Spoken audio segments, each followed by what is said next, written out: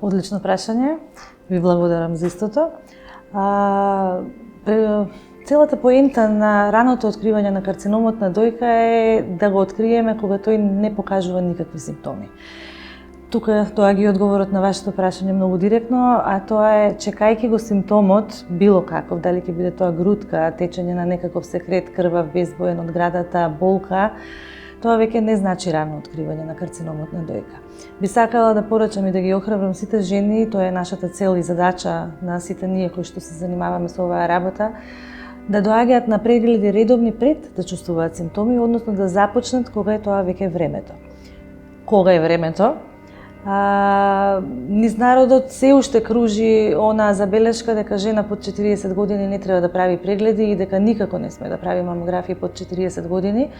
Морам да напоменам дека тоа многу се смени, заради тоа што сите сме свесни дека и стапката на карциномот на дојка расте на светско ниво, па и кај нас.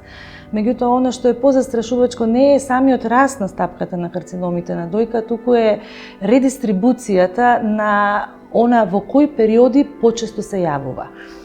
Растот не е линеарен и застрашувачки е фактот што најголема стапка на пораст забележуваме во младите возрастни групи, односно во групите меѓу 20 и 30 и 30-40 години.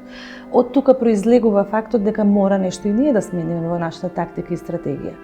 Сметам од моето лично искуство и од она што го знам од науката и од секојдневната пракса, дека е најдобро да се почне со редовни прегледи, вакви клинички прегледи, некаде околу 30-та година, и тоа го зборувам за пациенти кои што се во нискоризична група, односно оние кои што немаат семејна историја, оние кои што не користат редовна хормонска терапија, секако оние кои што немаат никакви симптоми.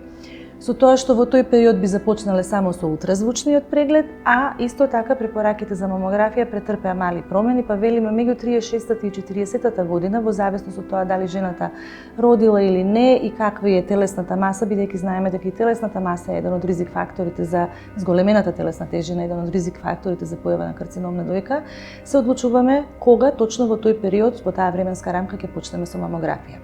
Секако тоа не важи за пациентите кои што се во ризична група, кои што имаат семејна историја. За нив е правилото да се започне со редовни прегледи и особено со мамографирање 10 години пред појавата на карциномот на дојка кај блискиот сродник. Во превод тоа значи ако кај мајката или сестрата се случило на возраст под 45 години, секако мораме да почнеме 10 минус, значи се случува некогаш и на 30 и под 30 години да имате потреба од мамографирање. И уште една мала дигресија е пациентите кои што започнуваат со редовна хормонска терапија би требало барем годината кога ќе започнат со редовно консумирање на хормонската терапија да почнат со редовни прегледи на дојките. Не е верување, тоа е факт. Тоа е факт кој што веќе го живееме, значи статистиката во цел свет, па и тука нашата покажува дека карциномот на дојка, доколку биде рано откриен, 99% има шанси да биде комплетно излекуван. Тука не збориме за лекување, преживување, туку зборуваме за излекување. Две се буквички различни, меѓутоа многу значат, прават голема целосна разлика, но основниот услов е раното откривање. Што значи рано откривање? Рано откриен карцином е карцином кој што е стејџиран, значи кој што е во стадиум 0 или 1.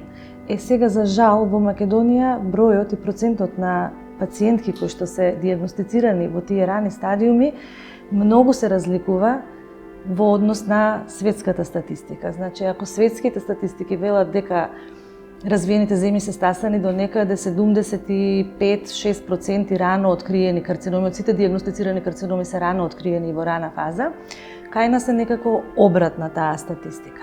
Така да мислам дека се уште треба да работиме на подигање на свеста, на мотивирање на жените да се појават порано на преглед, односно да не ги чекаат симптомите за да се појават на преглед.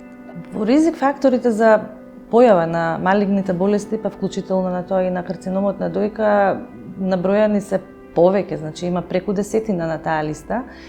И некако сите сме така поспромни да ги забележуваме првите 2-3 набројани фактори и секогаш кога ќе помислиме на карцином на дојка, првото нешто што помислуваме, па јас немам никој во фамилија, значи го врзуваме со генетика, или не сум користела хормони, го врзуваме со употреба на хормонски препарати, меѓутоа не се тие двата единствени фактори. Можеби се најчестите, меѓутоа не се единствените и мислам дека не се оние најбитните кои што последниве децении ја сменија сликата во однос на прогресијата на оваа болест болест, во прогресија на стапката на оваа болест.